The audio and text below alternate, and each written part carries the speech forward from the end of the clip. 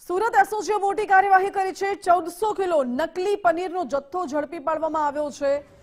3 લાખ કરતા વધુની કિંમતનો આ શંકાસ્પદ પનીરનો જથ્થો સીઝ કરવામાં આવ્યો। પાંડેસરાના ભીડભંજન સોસાયટીમાં આવેલા કારખાનામાં છાપો મારવામાં આવ્યો હતો અને તેમાં મહેશ પૂનાશંકર શર્માની અટકાયત કરી પૂછપરછ શરૂ કરાઈ છે। આરોગ્ય અને ફૂડ વિભાગની ટીમે આ મોટી કાર્યવાહી કરી છે। પનીર બનાવવાની પેસ્ચરાઇઝ મશીનરી સહિતનો મુદ્દામાલ જપ્ત કરવામાં આવ્યો છે। કુલ 25 લાખનો મુદ્દામાલ સીઝ કરવામાં આવ્યો છે। આ સાથે જ નોન બ્રાન્ડેડ લૂઝ એનાલોગ પનીરના સ્ટીકરો પણ મળી આવ્યા છે। પામોલીન તેલના 28 ખાલી ડબ્બા પણ મળી આવ્યા છે। રાગ પામોલીન તેલના 16 જેટલા ડબ્બા કબજે કરાયા। લૂઝ પનીર પેકિંગ કરીને સ્ટીકરો મારીને તેનું વેચાણ કરવામાં આવતું હતું। છેલ્લા 2 વર્ષથી આ લોકો શંકાસ્પદ પનીર બનાવતા હતા। प्रतिदिन 400 किलो पनीरનું ઉત્પાદન કરવામાં આવતું હતું અને પનીરના સેમ્પલ પબ્લિક હેલ્થ લેબોરેટરી ખાતે હાલ તો તપાસ માટે મોકલવામાં આવ્યા છે, જેનો રિપોર્ટ આવ્યા બાદ સામે આવશે કે આ પનીર લોકોના આરોગ્ય માટે કેટલું હાનિકારક છે અને ત્યારબાદ ગુનો દાખલ કરીને આગળની કાર્યવાહી કરાશે। ડીસીપી રાદીપસિંહ નકુમ આપણી જોડે જોડાયા છે, સીધી વાત કરશું તેમના જોડે। સર, કઈ રીતની માહિતી હતી અને કયા વિસ્તારમાંથી આ કારખાનું ઝડપાયું છે? ધૂળેટીના દિવસે તહેવાર હોવાને કારણે આ પનીરનો યુઝ કરવાની માહિતી હતી, એટલા માટે મોટો જથ્થો બનાવેલો હતો। 1400 કિલોગ્રામ પનીર કે જે 3 લાખની મુદ્દામાલ છે જપ્ત કરવામાં આવ્યો છે અને ભીડભંજન સોસાયટી પાંડેસરામાં જે મહેશ શર્મા કરીને વ્યક્તિ છે એની પાસેથી આ જથ્થો મળેલો છે। જે ફેક્ટરી આવી છે તે કેટલા સમયથી અહીં કાર્યરત હતી અને કઈ રીતનું પનીર કઈ રીતે પ્રોસેસ કરી બનાવવામાં આવતું, શું પ્રાથમિક દ્રષ્ટિએ શું લાગી રહ્યું છે? જે મહેશ શર્મા છે અગાઉ ગણેશનગર પાંડેસરામાં 2 વર્ષથી પનીર બનાવવાનો ધંધો કરતો હતો અને આ જે જગ્યા જ્યાં પકડાયો છે ભીડભંજન સોસાયટી ત્યાં 2 મહિનાથી બનાવે છે। રોજનું 400 કિલોગ્રામનું એનું વેચાણ છે અને ધર્મરાજ ડેરી, રાધેશ્યામ ડેરી, ઓમ સાંઈ ડેરી, રાજકમલ ડેરી, અલગ અલગ ડેરીઓમાં એ છૂટક 220 રૂપિયામાં વેચાણ કરે છે એવું તેણે કબૂલ્યું છે। અને આ જે છે પામ ઓઇલમાંથી અને મિલ્ક પાવડરમાંથી અને એસિટિક એસિડ કે જે ઇન્ડસ્ટ્રીયલ યુઝમાં વપરાય છે એવું એસિડ વાપરી અને એને આ નકલી પનીર બનાવતો હતો। લોકોના આરોગ્ય માટે આ કેટલું જોખમ? આ પનીર ખૂબ જ જોખમકારક છે અને બીજું લોકોને મારી અપીલ છે કે જે નકલી પનીર બનાવનારાઓ જે છે એમ એ થોડાક દિવસ પછી લોકો નકલી પનીરનું ભૂલી જાય છે, એટલે રેસ્ટોરન્ટવાળા, કેટરિંગવાળા અને સ્ટ્રીટ ફૂડવાળા આવા નકલી પનીરનો ઓર્ડર આપતા હોય છે અને આગ્રહ રાખતા હોય છે, પરંતુ આવા લોકો પણ ચેતી જજો। તમારી રેસ્ટોરન્ટમાં આવીને પણ નમૂના લેવામાં આવશે, તમારા સ્ટ્રીટ ફૂડના જે લારીઓ છે ત્યાંથી પણ નમૂના લેવામાં આવશે અને નકલી પનીર અમે ક્યારેય ચલાવવા દેવામાં આવશે નહીં। જે પાંડેસરા વિસ્તારમાંથી ફેક્ટરી ઝડપાઈ છે તેના ઉપરથી જે શક્યતા પણ એ છે કે ડેરી, રેસ્ટોરન્ટ સહિત વિવિધ નાની સ્ટ્રીટ ફૂડોના ઉપર પણ આ પનીરનું વેચાણ કરવામાં આવી રહ્યું છે અને આગામી દિવસોમાં સુરત એસઓજી આવા તત્વોને પણ ઝડપી પાડવા વિશેષ અભિયાન તે આગળ હાથ ધરશે। કેમેરામેન દેવંગરાણા સાથે રાકેશ બ્રહ્મભટ્ટ, ગુજરાત ફર્સ્ટ, સુરત। ફિલહાલ તો આ બાબતે તપાસ કરવામાં આવી રહી છે। વધુ જાણકારી સાથે સંવાદદાતા રાકેશ જોડાઈ ગયા છે। રાકેશ, છેલ્લા કેટલાય સમયથી સુરતમાં વારંવાર આ શંકાસ્પદ પનીર ઝડપાવાનો સિલસિલો યથાવત જોવા મળી રહ્યો છે।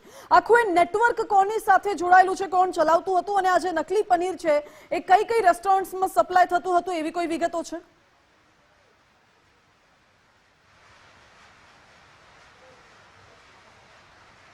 સૌથી પહેલા વાત કરીશ કે સુરત મહાનગરપાલિકાના આરોગ્ય અને ફૂડ વિભાગની નિષ્ક્રિયતાના પગલે શહેરીજનોના આરોગ્ય સાથે ચેડા થઈ રહ્યા છે અને તેના જ કારણે શહેરમાં બિંદાસપણે નકલી પનીરનું વેચાણ કરવામાં આવી રહ્યું છે। ફરી એક વખત સુરત એસઓજી દ્વારા 1400 કિલો જેટલું શંકાસ્પદ પનીરનો જથ્થો છે તે ઝડપી પાડવામાં આવ્યો છે। આજે પનીરનો જે ચટાકો સુરતવાસીઓ રાખે છે તે પનીર અસલ દૂધમાંથી નહીં પરંતુ પામ ઓઇલ અને એસિડિક એસિડમાંથી તૈયાર કરવામાં આવે છે।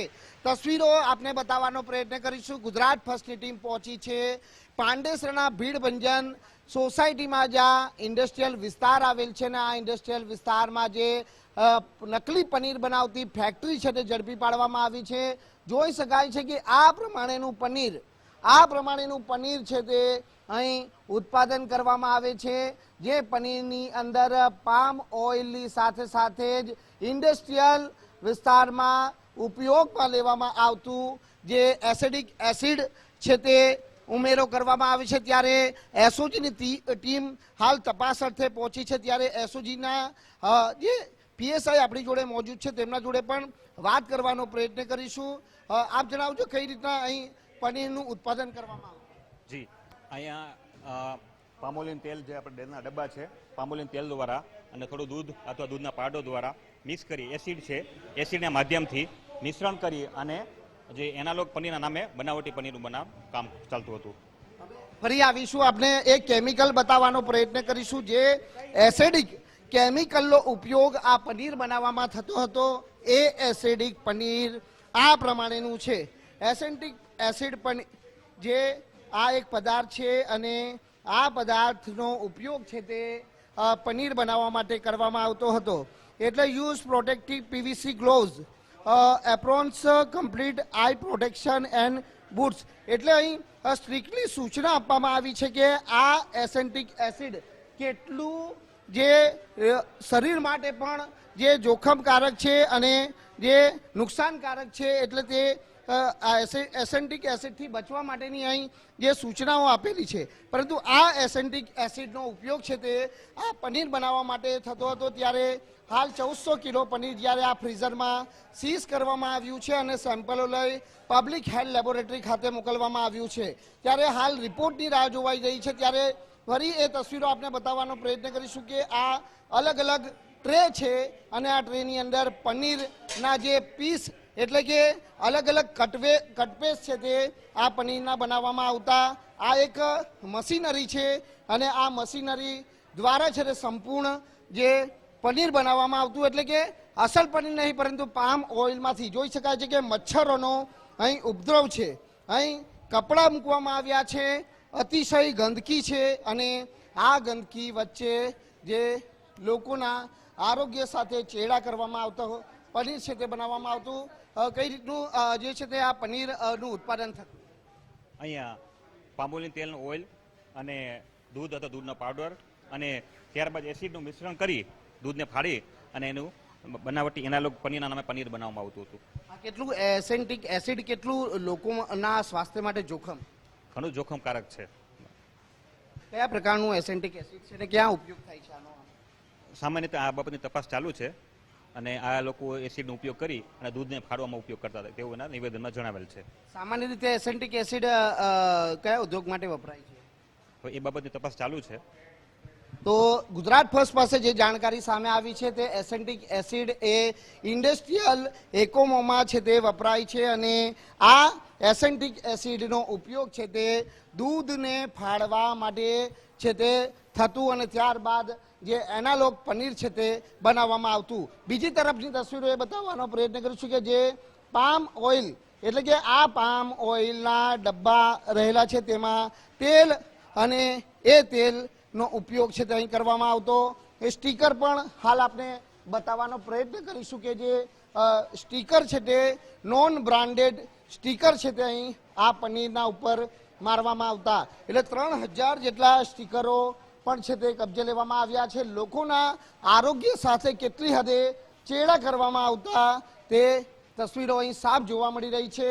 અહીં ફેક્ટરીની અંદર જે રહેવા સાથે જમવા માટેની સામગ્રી પણ મોજૂદ છે. એટલે જ્યાં પનીર બનાવવામાં આવે છે ત્યાં ગાદલા, તકિયા અને કિચનને પણ છે તે અહીં ગોઠવી દેવામાં આવ્યું છે. ત્યારે અહીંની જે પરિસ્થિતિ જે જોવા મળી રહી છે એ ખૂબ જ ગંભીર પરિસ્થિતિ છે. આવી સ્થિતિની અંદર જે ચટાકો રાખતા સુરતીઓનું જે પનીર છે તે તૈયાર થાય છે.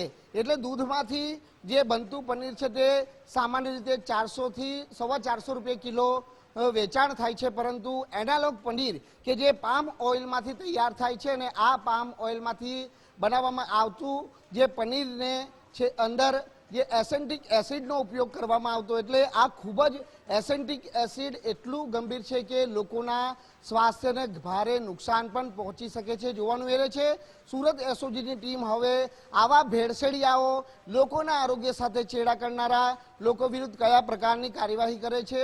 પરંતુ સુરત મહાનગરપાલિકાનું આરોગ્ય અને ફૂડ વિભાગ ક્યારે ઘોર નિદ્રામાંથી જાગશે? શું આ કામગીરી એસઓજીના કાર્યક્ષેત્રમાં આવે છે? આ સુરત મહાનગરપાલિકાના આરોગ્ય અને ફૂડ વિભાગના કાર્યક્ષેત્રમાં આવે છે, છતાં અધિકારીઓ જાણે આંખ આડા કાન કરી રહ્યા છે ને જાણવા છતાં પણ આ તમામ બાબતો સામે આંખ આડા કાન કરી અને ક્યાંક ને ક્યાંક અધિકારીઓની જે મિલીભગતની અંદર આ સમગ્ર નેટવર્ક છે તે ચાલી રહ્યું છે. માત્ર સુરત જ નહીં પરંતુ રાજસ્થાન, મહેસાણા, અલગ અલગ રાજ્યોમાંથી પણ છે તે પનીર છે તે નકલી પનીર સુરતમાં સપ્લાય કરવામાં આવે છે અને સુરતથી પણ આ નકલી પનીર છે તે સપ્લાય કરવામાં આવે છે. એટલે ક્યાં સુધી લોકોના આરોગ્ય સાથે આ પ્રમાણે ચેડા ચાલી આવશે? શું રાજ્યના આરોગ્ય વિભાગ કમિશનર આ બાબતે ગંભીર બાબત નથી લઈ શકતા? કારણ કે લોકોના આરોગ્યની જ્યારે બાબત હોય ત્યારે સવાલ અહીં ચોક્કસથી ઉપસ્થિત થઈ રહ્યા છે. આ પ્રમાણે જ્યારે પનીર બનાવવામાં આવતું હોય ત્યારે હવે કાર્યવાહી કયા પ્રકારની તે જોવું રહ્યું. જી રાકેશ, બિલકુલ આભાર આપનો. એટલે વારંવાર જે શંકાસ્પદ પનીર ઝડપાઈ આવે છે તેની સામે આરોગ્ય વિભાગની કામગીરી સામે સવાલો ઉભા થઈ રહ્યા છે. સુરતના ડુમ્મસ વિસ્તારમાં વ્યસન મુક્તિ કેન્દ્રમાં એક યુવકનું મોત થયું છે. શંકાસ્પદ યુવકના મોતના કેસમાં પોલીસે કડક કાર્યવાહી કરી છે. 24 જ કલાકમાં ધવલ રાઠોડના મોતને લઈને પોલીસે કાર્યવાહી કરી. સંસ્થાના 2 કાઉન્સિલર, ડ્રાઈવર અને વોર્ડ બોયની ધરપકડ કરવામાં આવી છે. ચારેય આરોપીઓએ યુવકને માર માર્યો હતો તેવો ખુલાસો થયો છે. વ્યસન મુક્તિ કેન્દ્રમાં દવા ન ગળવા બાબતે યુવકને માર માર્યો હતો અને માર મારવાના કારણે યુવકનું મોત થયું હોય તેવી માહિતી સામે આવી રહી છે. ફોરેન્સિક પોસ્ટમોર્ટમમાં મૃતકના શરીર પર ઈજાના નિશાન મળી આવ્યા છે. રિપોર્ટ અને પરિવારની ફરિયાદને પગલે તપાસ હાથ ધરવામાં આવી છે. મૃતક ધવલ રાઠોડ બનાસકાંઠાના થરાદનો વતની હતો અને ઊંઘની ગોળીઓ ગળવાનું મૃતક યુવકને વ્યસન હતું. વ્યસન છોડાવવા માટે પરિવારે અહીં રીવા વ્યસન મુક્તિ કેન્દ્રમાં તેને મોકલ્યો હતો, જ્યાં યુવકનું મોત થયું છે.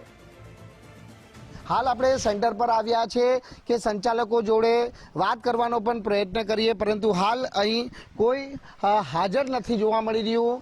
મહત્વની વાત એ છે કે આજ જે રિહેબ સેન્ટરની અંદર જે પરિવારજનોએ ધવલ રાઠોડને છે તે અહીં વ્યસન માટે મૂક્યો હતો, પરંતુ માત્ર 24 કલાકની અંદર જે રહસ્યમય સંજોગોની અંદર ધવલ રાઠોડનું મોત નિપજતા પરિવારે ગંભીર આક્ષેપ કર્યા હતા અને અંતે જે ધવલ રાઠોડને પીએમ અર્થે નવી સિવિલ હોસ્પિટલ ખાતે ખસેડવામાં આવ્યો હતો. ત્યારે હાલ જોઈ શકાય છે કે અહીં કોઈ પણ કરતા હતા હાલ જોવા નથી મળી રહ્યું. સીસીટીવી ફૂટેજ પણ હાલ મોજૂદ છે. એટલે આ સીસીટીવી ફૂટેજની તપાસ કરવામાં આવે તો દૂધનું દૂધ અને પાણીનું પાણી થઈ શકે તેમ છે. ધવલ રાઠોડના મોતને લઈને વ્યસન મુક્તિ કેન્દ્રના સંચાલકો અને કર્મચારીઓની જે શંકા છે તે હાલ ઉપજી રહી છે.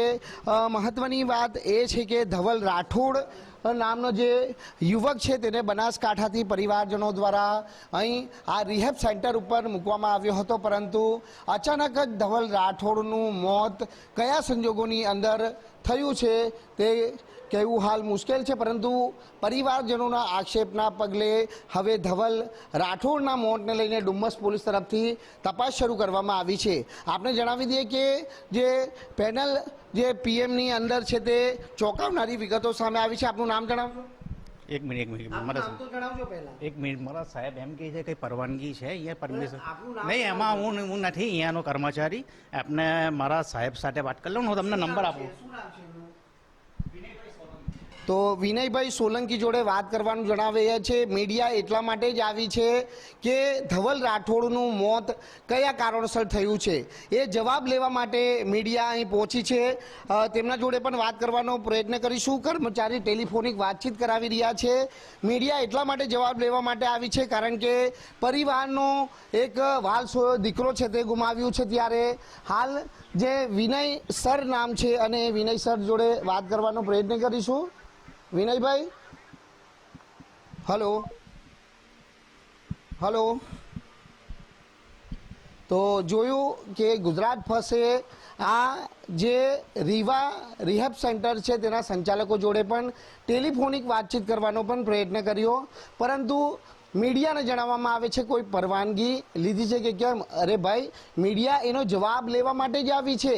તમારા પર આક્ષેપ થયા છે, તમારી સંસ્થાની અંદર યુવક મોતને ભેટ્યો છે, એટલે તમારે જવાબ આપવાનો છે, નહીં કે મીડિયાને દબાવવાનો પ્રયાસ કરવામાં આવે.